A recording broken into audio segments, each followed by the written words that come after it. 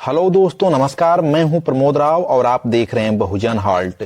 दोस्तों, आज की वीडियो में हम लोग देखेंगे कि जो भारत की महिलाएं थीं जिन्होंने सबसे ज्यादा अगर किसी से विनती की, सबसे ज्यादा प्रार्थना की, सबसे ज्यादा किसी की पूजा की, तो वह अंधविश्वास और पाखंड में पड़ करके ईश्वर की पूजा की। चाहे वह कोई भी ईश्वर हो, किसी भी धर्म का ईश्वर हो, लेकिन उन लोगों ने अपने अधिकारों के लिए सिर्फ और सिर्फ ईश्वर से प्रार्थना की, लेकिन ईश्वर ने आज तक उनको कुछ नहीं दिया है। अगर भारत की महिलाओं को, चाहे वह किसी जाति की हो, किसी भी धर्म की हो, अगर भारत की किसी भी नारी को कुछ मिला है तो वह परम पूज्य बाबा साहब अम्बेडकर की बदौलत मिला है। तो दोस्तों, आज की वीडियो में हम लोग यही जानेंगे कि बाबा साहब ने महिलाओं को क्या क्या दिया है, क्योंकि महिलाओं को यह पता ही नहीं है कि जो उनको अधिकार मिलते हैं वह किसी ईश्वर की देन है या किसी महामानव की देन है। लेकिन आज की यह वीडियो देखने के बाद भारत की हर नारी को पता चल जाएगा कि बाबा साहब ने उनको क्या दिया है। तो दोस्तों, वीडियो शुरू करने से पहले अगर आप हमारे YouTube चैनल से नए नए जुड़े हैं तो चैनल को जरूर सब्सक्राइब कर लीजिएगा, वीडियो को लाइक कर दीजिएगा, साथ ही बेल आइकन की घंटी को भी दबा दीजिएगा, जिससे हमारे वीडियो की नोटिफिकेशन सबसे पहले आपको मिल सके। तो दोस्तों, चलिए वीडियो को शुरू करते हैं और जानते हैं कि परम पूज्य बाबा साहब अम्बेडकर ने भारत की समस्त महिलाओं को क्या क्या दिया है। तो बाबा साहब ने जो सबसे पहला अधिकार दिया है, भारत की समस्त महिलाओं को सिर्फ भोग विलास की वस्तु समझा जाता था, क्योंकि मनुस्मृति के अनुसार महिलाओं के साथ सिर्फ भोग विलास किया जा सकता था, चाहे वह जनरल कास्ट की महिला हो, SC ST की महिला हो या OBC की महिला हो, जिसकी वजह से पुरुष समाज कई शादियां किया करता था। और आप लोगों को पता भी होगा कि एक राजा न जाने कितनी रानियां रखता था, लेकिन बाबा साहब ने अपने कलम के माध्यम से ऐसी व्यवस्था दे दी, कोई भी व्यक्ति सिर्फ एक शादी कर सकता है, उसके सिवाय उस पत्नी के जीते हुए दूसरी शादी नहीं कर सकता। बाबा साहब के द्वारा लिखित भारत का संविधान किसी भी पुरुष को 2 शादियों का अधिकार नहीं देता है। बाबा साहब अम्बेडकर ने जो महिलाओं को दूसरा अधिकार दिया, वह दिया था संपत्ति का अधिकार, क्योंकि पिता की संपत्ति में सिर्फ पुत्रों को अधिकार होता था। लेकिन बाबा साहब ने ऐसी व्यवस्था दे दी कि सभी लोग समान हैं, चाहे वह बेटा हो या बेटी हो, पिता की संपत्ति में सभी बराबर के हिस्सेदार हैं। बाबा साहब ने जो अगला अधिकार दिया है, वह दिया है गोद लेने का अधिकार, क्योंकि किसी भी महिला को अगर पुत्र की प्राप्ति नहीं हो पाती थी तो न जाने कैसी कैसी प्रताड़ना उनको झेलनी पड़ती थी, जिसके वजह से उनका शोषण होता था, उनके साथ अत्याचार होता था। लेकिन बाबा साहब ने ऐसी व्यवस्था दे दी, कोई भी महिला किसी बच्चे को गोद ले सकती है, यह कानूनन अधिकार है। दोस्तों, बाबा साहब ने भारत की महिलाओं को जो अगला अधिकार दिया है, वह दिया है तलाक लेने का अधिकार, क्योंकि कोई महिला किसी पुरुष की गुलाम नहीं है कि आप उससे शादी करके उसके ऊपर जुल्म करें, अत्याचार करें, उसका शोषण करें। बाबा साहब ने उस महिला को तलाक लेने का अधिकार दिया है। बाबा साहब अम्बेडकर ने जो महिलाओं को अगला अधिकार दिया है, वह दिया है बेटी को वारिस बनाने का अधिकार, क्योंकि जो पहले की व्यवस्था थी उसमें सिर्फ पुरुष को वारिस बनाया जाता था, लेकिन बाबा साहब की व्यवस्था के अनुसार किसी भी महिला को कोई भी व्यक्ति अपना वारिस बना सकता है, अपना उत्तराधिकारी बना सकता है।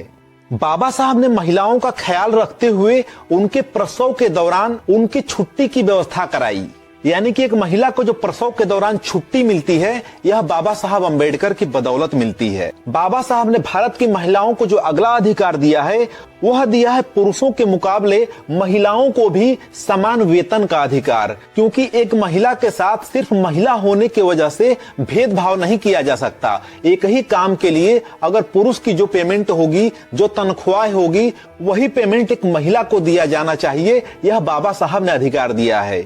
बाबा साहब ने जो महिलाओं को अगला अधिकार दिया है, वह दिया है स्त्री के क्षमता के अनुसार ही महिलाओं से काम लेने का प्रावधान, क्योंकि किसी स्त्री के साथ उसकी क्षमता से ज्यादा आप उसको काम नहीं दे सकते हैं, ये कानूनन अधिकार है। बाबा साहब अम्बेडकर ने भारत की समस्त महिलाओं को भूमिगत कल कारखानों में काम करने से मना किया है, उस पर रोक लगाया है।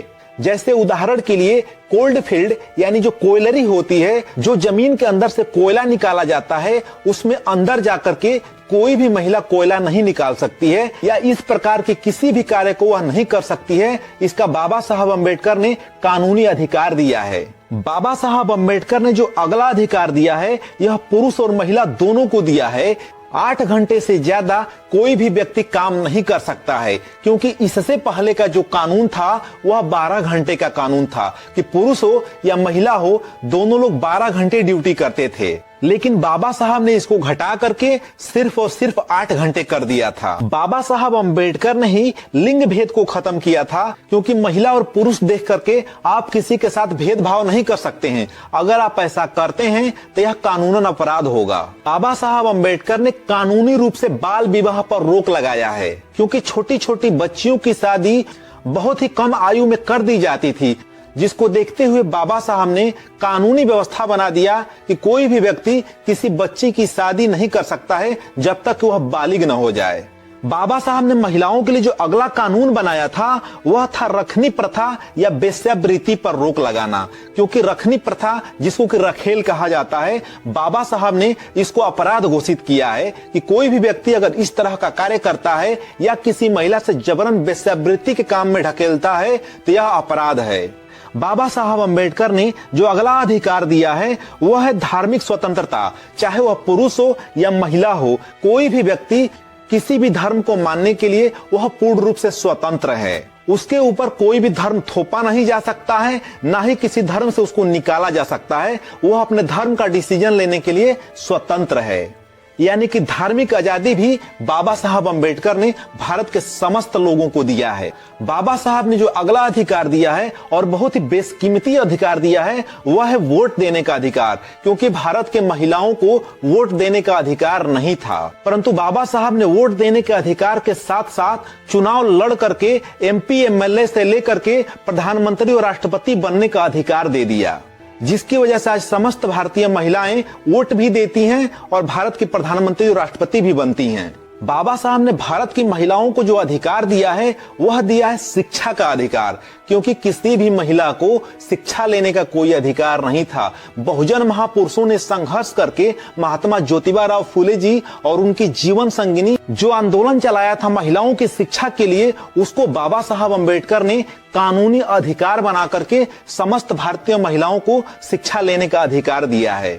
बाबा साहब ने समस्त भारतीय महिलाओं सहित सभी पुरुषों को मानवीय जीवन जीने का अधिकार दिया है। कोई भी व्यक्ति किसी के ऊपर जुल्म नहीं कर सकता है। अगर किसी प्रकार का कोई अपराध करता है तो उसके लिए वह दंड का हकदार होगा, और यह दंड उसको भारतीय संविधान के माध्यम से और भारत के न्यायपालिका के माध्यम से दिया जाएगा। तो दोस्तों, मुझे पूरी उम्मीद है कि आप लोगों को यह वीडियो देख करके यह समझ में आ गया होगा कि बाबा साहब ने भारत की समस्त महिलाओं सहित पुरुषों को क्या क्या अधिकार दिया है। तो यह वीडियो आप लोगों को कैसी लगी कमेंट बॉक्स में कमेंट करके जरूर बताइएगा।